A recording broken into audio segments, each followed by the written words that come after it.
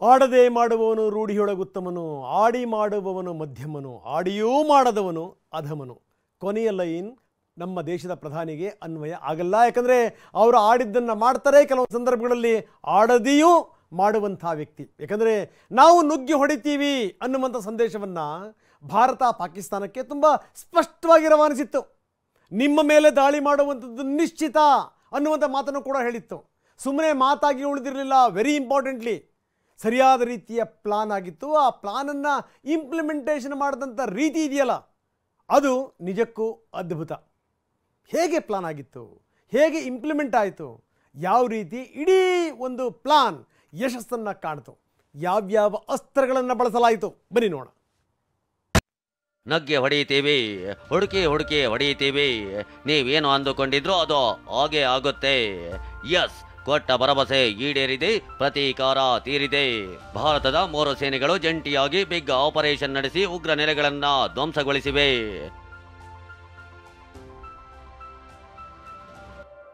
ಮೋದಿ ಸುಮ್ಮನೆ ವಾರ್ನಿಂಗ್ ಕೊಡಲಿಲ್ಲ, ಅಮಿತ್ ಶಾ ಬಿಟ್ಟಿ ಎಚ್ಚರಿಕೆ ನೀಡಲಿಲ್ಲ, ಅಂದುಕೊಂಡಿದ್ದನ್ನ ಮಾಡಿ ಮುಗಿಸಿದ್ದಾರೆ. ಹಾಗಾದ್ರೆ ಉಗ್ರರ ಸಂಹಾರದ ಪ್ಲಾನ್ ಹೇಗಾಯ್ತು? 2 ವಾರದಿಂದ ನಿದ್ದೆ ಬಿಟ್ಟು ಭಾರತೀಯ ಸೇನೆ ಪ್ಲಾನ್ ಸಿದ್ಧಪಡಿಸಿದ್ದು ಹೇಗೆ? ಪಿನ್ ಟು ಪಿನ್ ಮಾಹಿತಿಯನ್ನ ತೋರಿಸ್ತೀವಿ ನೋಡಿ.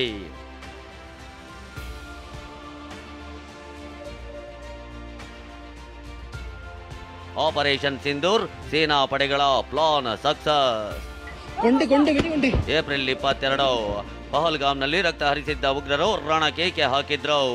ಅಂದಿನಿಂದ ಇವತ್ತಿನವರೆಗೂ ಸಾಲು ಸಾಲು ಮೀಟಿಂಗ್ ನಿರಂತರವಾಗಿ ಪ್ಲಾನ್ ಆಗಿತ್ತು. 3 ಸೇನೆಯ ಮುಖ್ಯಸ್ಥರ ಜೊತೆ ಸಭೆ ನಡೆಸಿದ್ದ ಮೋದಿ ಪ್ರತೀಕಾರಕ್ಕೆ ಫ್ರೀ ಹ್ಯಾಂಡ್ ಕೊಟ್ಟಿದ್ರು. ಟಾರ್ಗೆಟ್ ಟೈಮ್ ನೀವೇ ಫಿಕ್ಸ್ ಮಾಡಿ ದಾಳಿ ನಡೆಸಿ ಅಂತ ಸೂಚಿಸಿದ್ರು. ಅಷ್ಟೇ, ಪ್ಲಾನ್ ಕೈಗೆತ್ತಿಕೊಂಡ ಸೇನಾ ಮುಖ್ಯಸ್ಥ ಅನಿಲ್ ಚೌಹಾಣ್ ಮತ್ತು 3 ಸೇನೆಯ ಮುಖ್ಯಸ್ಥರು ಬ್ಲೂ ಪ್ರಿಂಟ್ ರೆಡಿ ಮಾಡಿದ್ರು. ಮೋದಿ ಭೇಟಿಯಾಗಿ ಪ್ಲಾನಿಂಗ್ ವಿವರಿಸಿದ್ರು. ಅಲ್ಲಿಗೆ ಟಾರ್ಗೆಟ್ ಅಂಡ್ ಟೈಮ್ ಸೋಮವಾರವೇ ರೆಡಿಯಾಗಿತ್ತು. ಉಗ್ರರ ಅಡ್ಡೆಗೆ ನುಗ್ಗಿದ ರಣಬೇಟೆಗಾರ ರಫೇಲ್, ನರರಾಕ್ಷಸರ ತಲೆಯ ಮೇಲೆ ಹ್ಯಾಮರ್ ಬಾಂಬ್. ಉಗ್ರರ ಅಡ್ಡೆಗಳ ಟಾರ್ಗೆಟ್ ಫಿಕ್ಸ್ ಆಗಿತ್ತು, ಯಾವಾಗ ಹೊಡೆಯೋದು ಅಂತ ಟೈಮ್ ಫಿಕ್ಸ್ ಆಗಿತ್ತು. ಎಲ್ಲ ಸಭೆಗಳ ನಂತರ ಸೇನಾ ಪಡೆಗಳು ಉಗ್ರರನ್ನ ಹೊಡೆಯೋಕೆ ಬಳಸೋ ಅಸ್ತ್ರಗಳನ್ನ ರೆಡಿ ಮಾಡಿದ್ರು. ಆಗ ಆಯ್ಕೆ ಆಗಿದ್ದೆ ರಫೇಲ್ ಜೆಟ್ ಮತ್ತು ಅದರ ಬ್ರಹ್ಮಾಸ್ತ್ರಗಳು. A niche technology weapons with careful selection of warheads was ensured so that there will be no collateral damage. The point of impact in each of the target was a specific building or a group of buildings. All the targets were neutralized with clinical efficiency. Yes, ನಮ್ಮ ಗುರಿ ಉಗ್ರರಷ್ಟೇ. ಸುತ್ತಮುತ್ತಲ ಜನರಿಗೆ ಯಾವುದೇ ಸಮಸ್ಯೆಯಾಗಬಾರ್ದು. ಹೀಗಾಗಿಯೇ ಉಗ್ರರನ್ನ ಮಾತ್ರ ಹೊಡೆಯಬೇಕು ಅನ್ನೋದು ಸೇನೆಯ ಫಸ್ಟ್ ಪ್ರಯಾರಿಟಿ ಆಗಿತ್ತು. ಇದೇ ಕಾರಣಕ್ಕೆ ಹೈ ಟೆಕ್ನಾಲಜಿಯ ವೆಪನ್ಸ್ ಬಳಸಲು ನಿರ್ಧರಿಸಿದ್ರು. ಅದೇ ರಫೇಲ್ ಜೆಟ್ಗಳಿಗಾಗಿಯೇ ತಯಾರಾಗಿರೋ ವಿಶೇಷವಾಗಿರೋ ಕ್ಷಿಪಣಿ, ಸ್ಕಾಲ್ಪ್ ಮತ್ತು ಹ್ಯಾಮರ್ ಬಾಂಬ್ಗಳು.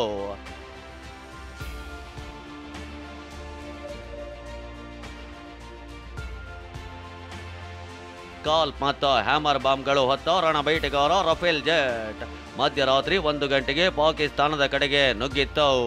ಪಾಕ್ ಸೇನೆ ಕಣ್ಣಿನ ರಪ್ಪೆ ಬಡಿಯುವಷ್ಟರಲ್ಲಿ ರಫೇಲ್ ಮಿಂಚಿನ ವೇಗದಲ್ಲಿ ನುಗ್ಗಿ ಉಗ್ರ ನೆಲೆಗಳನ್ನ ಕುರುಹೆ ಇಲ್ಲದಂತೆ ನಾಮಾವಶೇಷ ಮಾಡಿತ್ತು.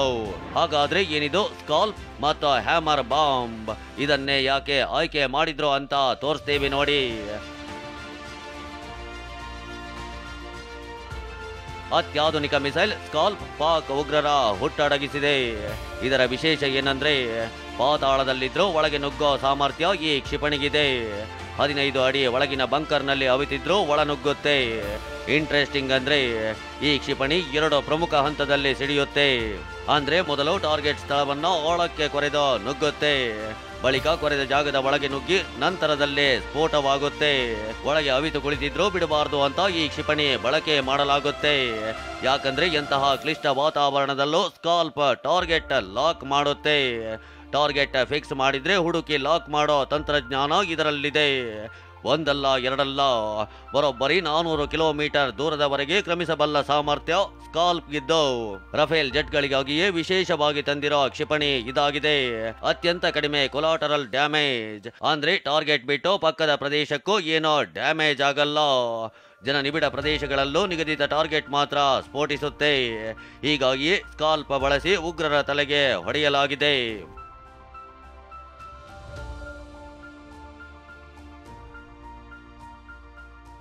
ಸ್ಕಾಲ್ಪ್ ಕ್ಷಿಪಣಿ ಜೊತೆಗೆ ಮತ್ತೊಂದು ಬಾಂಬ್ ಬಳಸಲಾಗಿದೆ.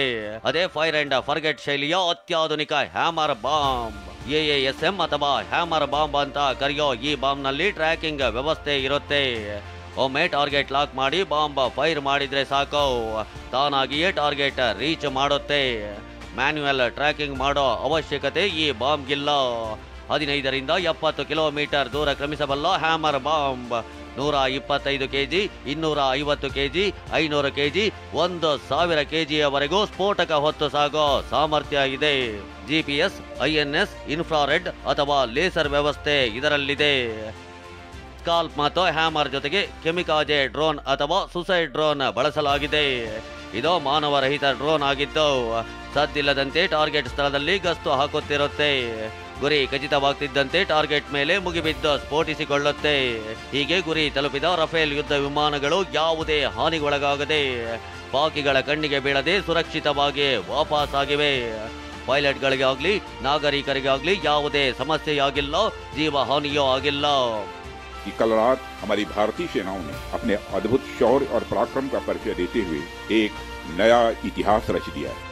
ಭಾರತೀಯ ಸೇನೆಯ ಈ ಕಾರ್ಯಕ್ಕೆ ಪ್ರಧಾನಿ ನರೇಂದ್ರ ಮೋದಿ, ಕೇಂದ್ರ ಗೃಹ ಸಚಿವ ಅಮಿತ್ ಶಾ, ರಕ್ಷಣಾ ಸಚಿವ ರಾಜನಾಥ್ ಸಿಂಗ್, ಲೋಕಸಭೆ ವಿಪಕ್ಷ ನಾಯಕ ರಾಹುಲ್ ಗಾಂಧಿ ಶ್ಲಾಘಿಸಿದ್ದಾರೆ. ಸೇನೆಯ ಕಾರ್ಯಕ್ಕೆ ಶಹಬಾಸ್ ಗಿರಿ ಕೊಟ್ಟಿದ್ದಾರೆ. Bureau report, TV9.